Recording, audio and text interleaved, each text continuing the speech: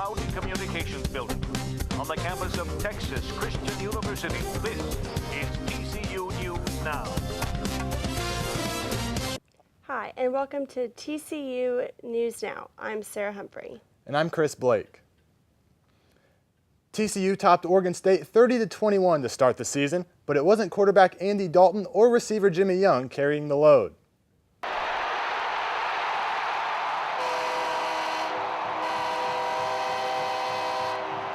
Sophomore running back Ed Wesley ran for 134 yards and a touchdown to lead TCU, which outgained the Beavers 453 yards to 255. We see who has the hot hand and then kind of stay with him, and he there for a while, he really had the hot hand. Both of them, I thought him and Matthew Tucker ran the ball well. Tucker gained 74 yards on the ground, while Dalton rushed for 64 yards and 2 touchdowns. But he also threw 2 interceptions. I didn't let those affect me. I knew I had to come back and play well for us to win this game. And, at times I made some stupid mistakes, but I felt like I also made a couple plays in the game. On defense, TCU allowed a long touchdown pass early in the first quarter from Ryan Katz to James Rogers, but with former Frog Jerry Hughes watching, the D made a big play when needed.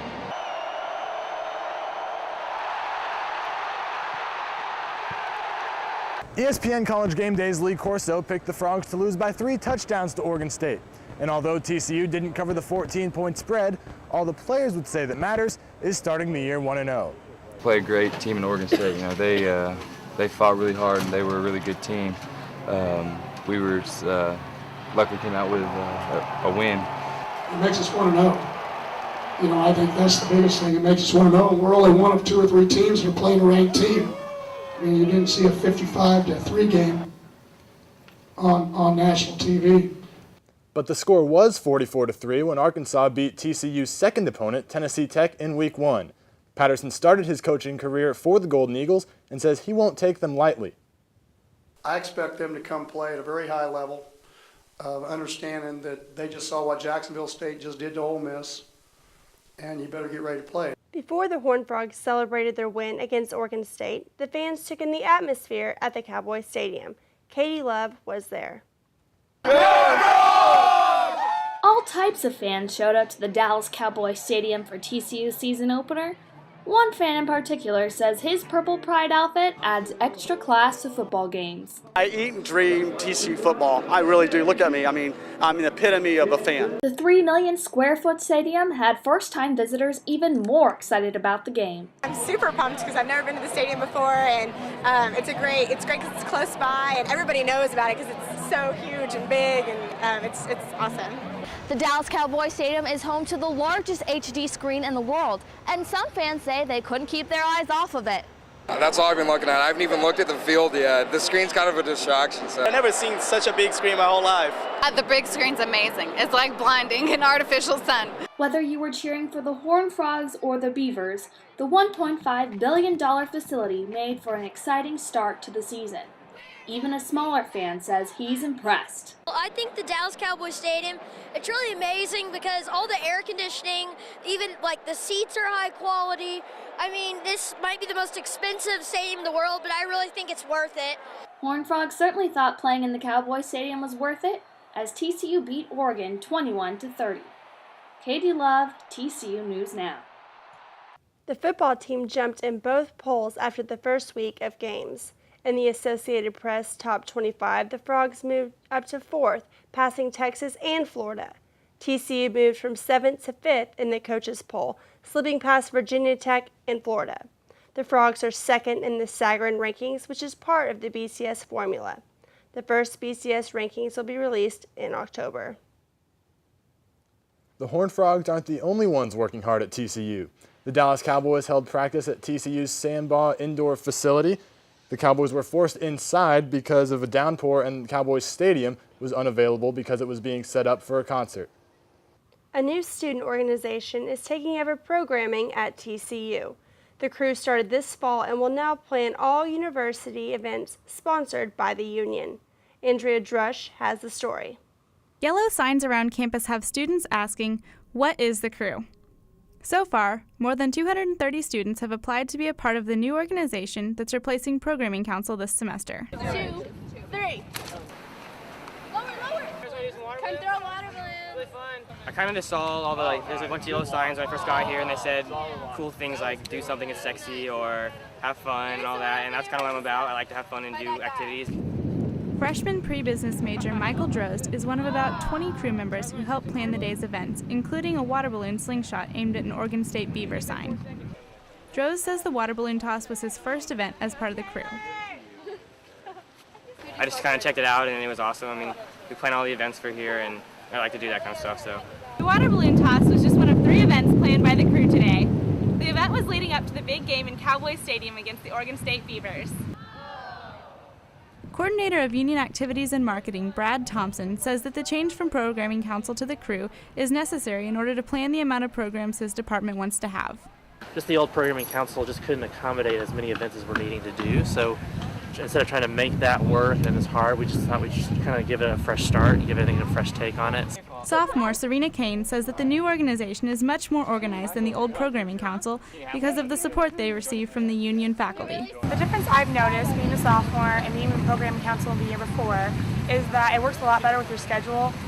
Kane says she likes being able to spend as much or as little time as she wants planning university events.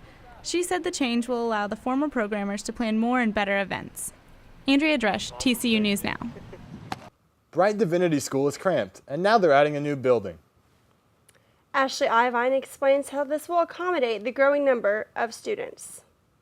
The Bright Divinity School has raised over $12 million since 2005 for the Build a Bright Future campaign.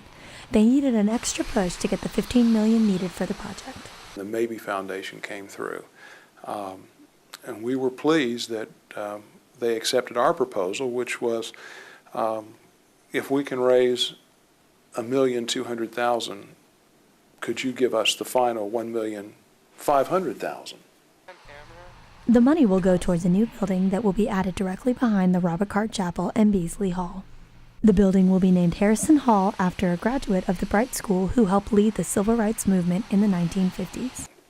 Oliver Harrison was one of the 6 members of the Bright Board, and in 1952 they voted to admit black students.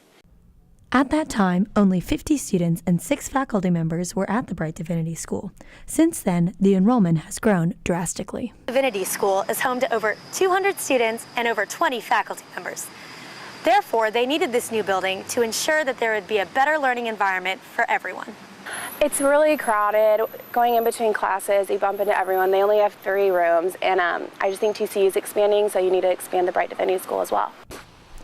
With only 3 classrooms in the Moore building, hallways are often overcrowded, not to mention the fact that there is no space to hire additional faculty. Well, basically there's not enough infrastructure for all these children. If there's 200, 300 students and only 3 classrooms, it doesn't really make sense to not expand. I mean, we need to provide a space for these students to learn. Adding another building will not only create a more comfortable learning environment, it will also ensure that more faculty members can be hired. You know, having these facilities, having space is going to make a difference. At this point, it's hard to imagine new programs. Where would we do it? Where would we put the people? But you know, this is more than doubling our space. Ashley Ivine, TCU News Now. Bright is set to start construction in November. The arrest of a Campfire USA executive will not affect the partnership the company has with TCU. Former fire executive director Michael Woodson Burney was arrested on 2 counts of bank fraud and 4 counts of aggravated identity theft. He controlled a branch unrelated to the branch that oversees the partnership with the university. Many of the residence halls on campus have been renovated in recent years. Milton Daniel is the latest. Sarah Fleischer shows us what's new. A new pool table, a fireplace, wooden floors, and lots of natural lighting are all things students associate with newly renovated Milton Daniel. Milton Daniel opened up this fall semester after being renovated over the summer. Of the nearly 300 students that are living here, all but 30 are honors. David Stout, Milton Daniel Hall director, says he wants students to get the full experience of what it means to be in the honors program and live in Milton Daniel. And the cool thing about this is, this residence hall has a partnership with the Honors College. And so the honors students get kind of like a 360-degree experience with the college, and then coming back here, we're going to do a lot of partnership with programs and things like that. So I think it does give them an advantage. Leah Miskin, who's a junior marketing major, says there's some features of the new room that stand out. We have wood floors, as you can see, which are very nice. I have a lot of friends that are really jealous. And all of the furniture is this brand new dark wood, as opposed to like the really light wood that some of the other dorms have and that Milton used to have. Junior Sean Little says the building needed to be renovated because it wasn't user-friendly for people with disabilities. Now the building has an elevator. But that isn't the only reason the residence hall needed to be renovated. Definitely had a distinct smell. Not a very pleasant smell back when I lived here before. Stout says he hopes students living in Milton Daniel look back on their time in the residence hall as being a great experience. Sarah Fleischer, TCU News Now. A former Horned Frog is back as the new men's tennis coach. David Roditi will take over Dave Borelli's spot as head coach. Borelli will return to the women's team after coaching the men's team for the last 4 years. Roditi graduated in 1996 and still holds the school record for career combined victories. He says coaching the Horned Frogs is a dream he's been working towards since the day he left TCU. Last week, CEO Steve Jobs introduced new and updated Apple products, including a social networking site service built into iTunes. In its first 48 hours, the service had already instilled over 1 million users. Katie Vance reports.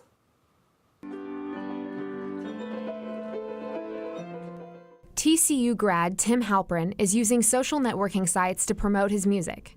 He's had songs on iTunes, but he's skeptical of Ping, the new network tied to the music application.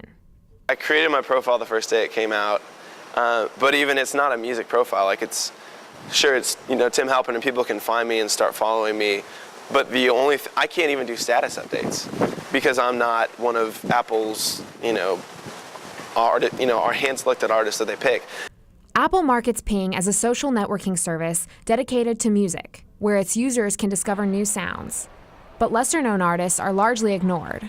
It's not all that great right now. It's really honestly frustrating as an artist because I put all this time into kind of building up the Twitter, the Twitter and the Facebook, and then iTunes comes out with this thing, and it's like, oh my gosh, another tool that I just have to go out and keep updating and keep people engaged somehow, and it's becoming more and more work every day, and it's starting to feel like I'm wasting my time.